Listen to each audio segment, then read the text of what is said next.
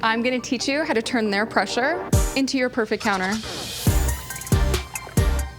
It's a move that looks difficult, but with proper timing is super effective and easier than you may think. Let me show you. Let's go, guys. Have you ever fought a hands fighter so explosive you just can't counter fast enough?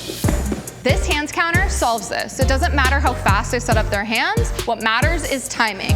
You're gonna jump backwards as your opponent launches their blitz forwards, catching them in the top of their head while dodging the body punch in the air. There are two keys to the fadeaway back fist technique. The first is timing. You need to jump up and backwards faster than the person can launch their body forwards. The second is jump control. You not only need to jump high enough to hit the top of their head, but you also need to be able to arch and twist your back to evade the attack. When performed properly, it's effective because it evades the body technique, gives a fast opportunity to create space, and creates an opening even if they have a high block. You don't always have a training partner, so I'm gonna show you how to do it on a heavy bag. If you're tall and can hit the top of the bag, do that. But if you're small like me, we're gonna hit the side of the bag.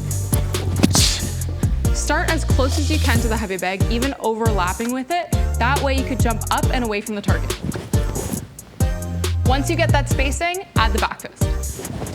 We hope this helps. Let us know if you learned something new. And don't forget to like and subscribe. And we'll see you next time. Bye.